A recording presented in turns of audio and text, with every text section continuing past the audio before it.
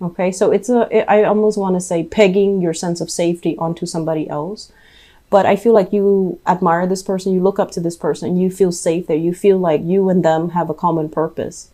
But I do sense this is the month where you're going to have to really reassess, what is really my safety net? It shouldn't come from other people. It should come internally. And the safety net, like I said, the foundation, the safety net is going to come from having that own space that you can call your own, where you can decompress, where you can feel safe.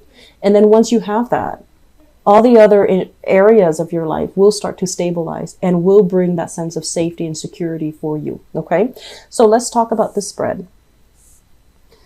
The two cards that, came out at the very beginning of the spread looks really, really good. But I'm trying to pick up as well other areas that might be a little bit more tenuous that you have to contend with. And I feel it's relationship oriented.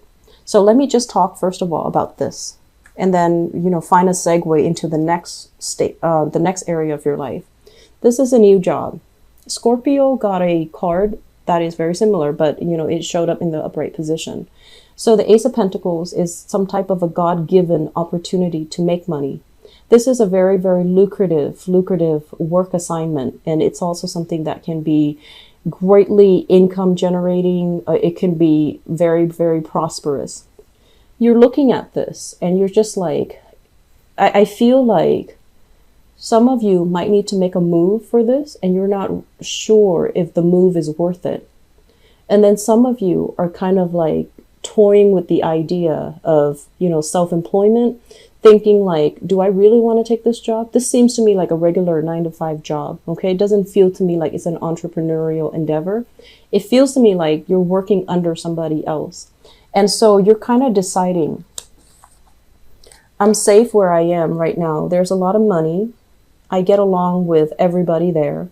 Everyone there is ambitious. They're on the same page. They want to collaborate and work with one another.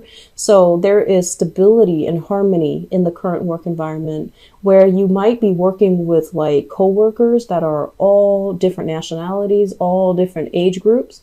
So you might have somebody that is, on the verge of retiring, and you're just like eyeing the position thinking, well, if they leave, new positions will open up. You're working with people that could also be a lot younger than you. And you're kind of, revered, and you're held in high regards because they look at you and they believe that you know what you're doing and you can help them. So I feel like it's a very dynamic environment across it feels like there are a lot of different age groups. It's like a broad spectrum in age, a broad spectrum in ethnicities. It's also a very, very busy, fun, dynamic environment where the days go by really fast. And you like that.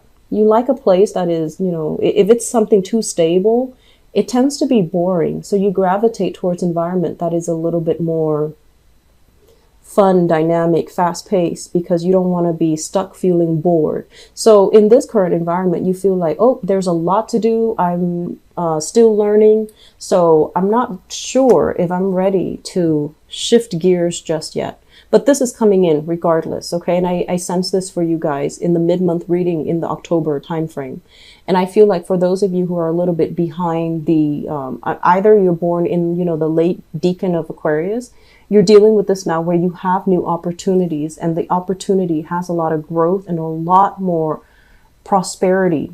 And so you're trying to kind of like make a quick getaway. Like, how do I do this gracefully? How do I not disappoint all the people that I've been working with? How do I just cut ties and, bounce, get out of there gracefully without having to talk to my manager, my supervisor? How do I just get out gracefully, make a graceful exit?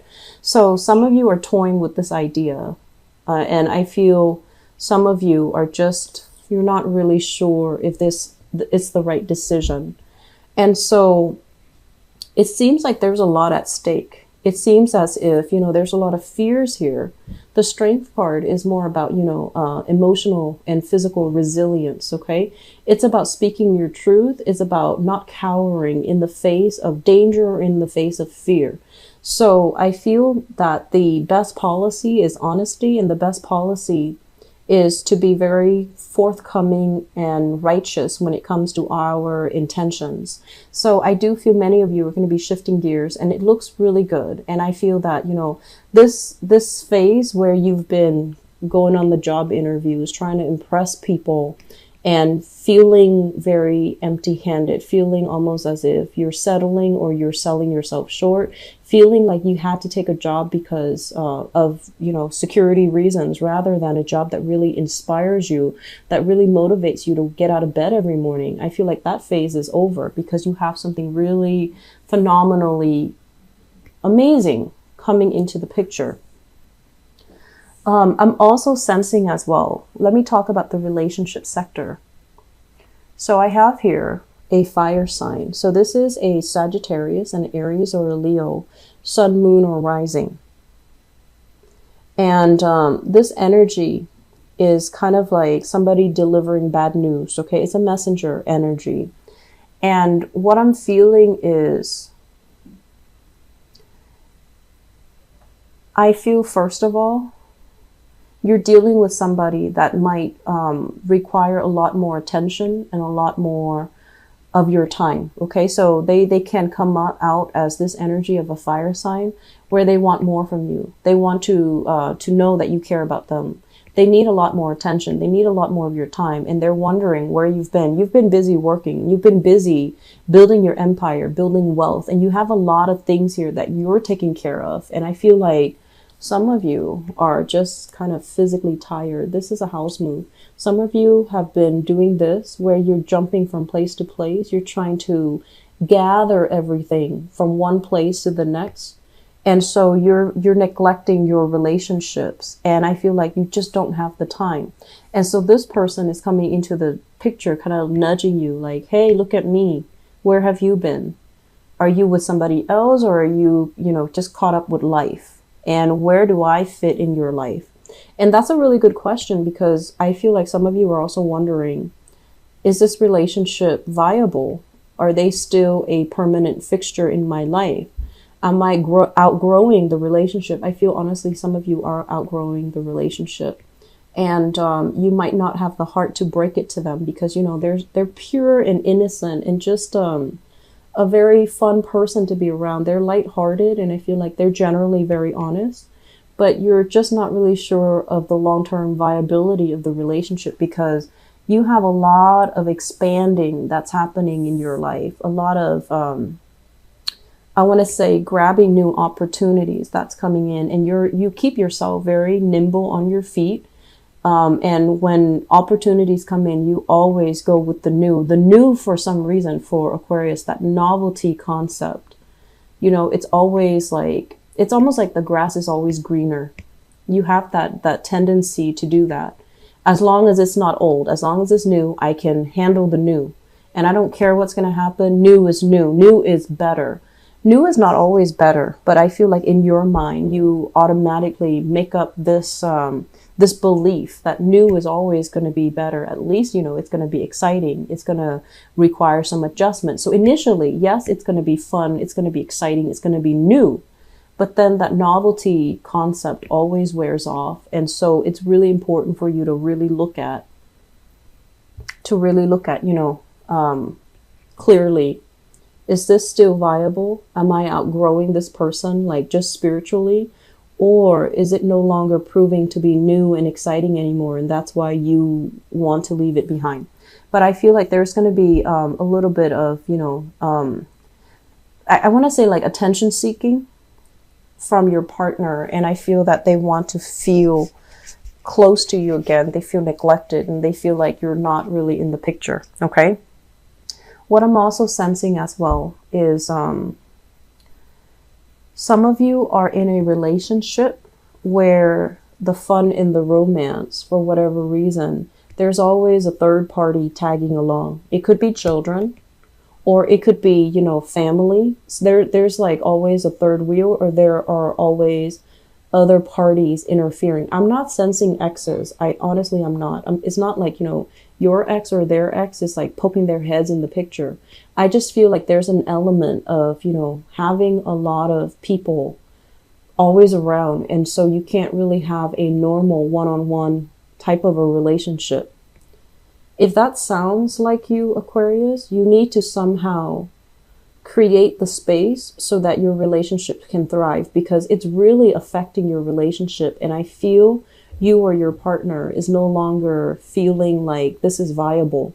It's almost like, you know how you have some people, I see this a lot in TV shows, but I don't really see it in real life, but you know, it does happen, I'm sure, where you have a friend that's always tagging along, you have a brother that's always tagging along, or you might be in a relationship with someone with children and they have children tagging along. And so when you're trying to have a relationship, especially at the very beginning of a relationship, you want to carve out that alone time so that you can get to know your partner.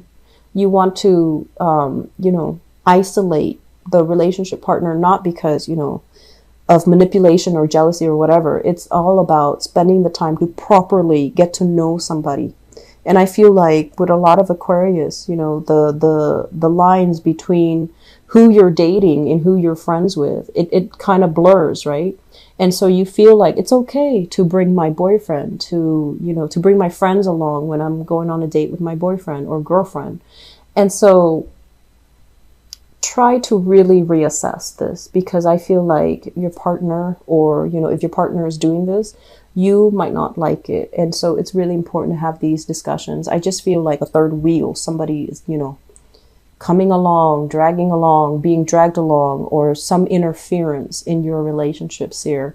And it's coming in at an inopportune time. And this is the month, it might have been happening, but this is the month where it proves to be very burdensome, and it's not something you can sweep under the rug or you can ignore anymore. Okay.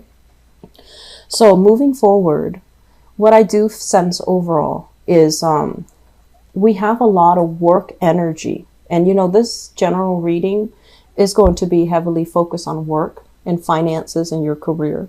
But we have a situation here where I feel, you know, you guys work really hard, and you're scrambling, you're trying to save up. So I feel like, you know, since last month was a big spending month, and money kind of slipped through your fingers. So this is the month where you need to, you know, keep track, itemize, and try to reduce spending, especially frivolous spending. So everything you do now this month has a purpose. If you are buying something, it has to serve a function in your life, which is great, which is the way that we should, you know, approach money and resources. Everything that you do has to have a function, and you're trying your best to limit spending. You're trying your best to save up. You're itemizing things. You're setting a budget for yourself, which is actually similar to a Scorpio reading that I did. And so I do see many of you kind of like with spreadsheets, trying to do the bookkeeping, trying to sit down and sort through your finances, trying to, you know, even get a head start when it comes to tax season as well for those in the United States. So you're going to have to, you know, really sit down and think about, what are essential items? What can I live without? What do I need to get rid of? So I see you with piles, you know, piles in front of you. One is like a throwaway pile. The other one is a maybe pile. And the other one, the third one, is like a keep pile. So you're, you know, sorting things out. What do I absolutely need in my new space, in my new life? And what can I do without? So you're getting rid of a lot of sentimental items, things you've accumulated over the years, things that, you know, even you have created with your own two hands. Artwork, pottery, jewelry, you know, things that you physically created or things that were given to you. And I'm also sensing this environment here where if you are moving, you have a lot of stuff that you absolutely need to get rid of. This is like wealth that is, you know, generational. It's accumulated over time. And I do see lavish furnishing, thick, heavy, you know, tapestries, thick, heavy curtains, really expensive rugs or exotic looking rugs. So a lot of things in your house that are just cluttering your space, cluttering your mental processes, cluttering your life. You need to get rid of them. And the best policy, I always feel, when it comes to donations, you know, it's always good to donate things that we don't need, because there's always somebody out there that can make use of it. But there's no point in donating scraps, right? Things that you absolutely hate or things that are no longer functional, like a torn piece of clothing. You know, mainly because the whole point of donation is to really think about, okay, I really like this, but I have to part ways with it. So I'm going to give it to somebody else that can make use of it or that can treasure it the way that I do. That is the mentality that you're supposed to take when it comes to donations. It's not about giving away, you know, your trash. It's about giving away things that you still hang on to for whatever emotional reasons. But now you can finally come to a point where you can get rid of it because it's going to serve its function and its purpose in somebody else's life, somebody that needs it. So a lot of trips taken to Goodwill, a lot of trips taken, you know, to donation centers. That's in store for you. Make sure your car is fully, you know, stocked and make sure your car is fully gassed up, okay? I feel like, you know, the whole donation concept, it is going to bring about really good energy. I feel like it's, you know, just the law of attraction. You give and you should also, if you give back, you will also get that blessing back to you tenfold, okay? So I do feel many of you try to part ways with some things because you're carrying a very, very heavy load. And if you can unburden yourself, it's going to feel so much better and so much lighter. I'm also sensing, you know, if you're going into a house situation and there are a lot of people, it's going to feel like you're not really home and you're going to make a move again. So try to do it right the first time so that you don't have to do it again. And we do have a Mercury retrograde cycle. I believe it starts on December 2nd. And so if you're making a move, try to do it this month. Okay, try to do it at the latest, you know, by the end of November, so that you're not carrying that new energy into the next month. And during Mercury retrograde cycles, you will misplace items, you will lose things, or the home that you thought you wanted or the job that you thought you wanted is going to be below expectations, okay? So I'm going to leave you guys with that. Money looks very, very good, and you're definitely curbing your spending, which is great. I do see new jobs. I do see as well, many of you, I just feel like, you know, needing to stand up for yourself, needing to, you know, face your fears head on and don't shy away from conflict. Don't recoil, okay? And at the same time, gather your thoughts so that you are speaking in a way where it shows you're the person in authority, okay? So don't let other people dictate the narrative. Take charge of the situation, speak loudly and firmly.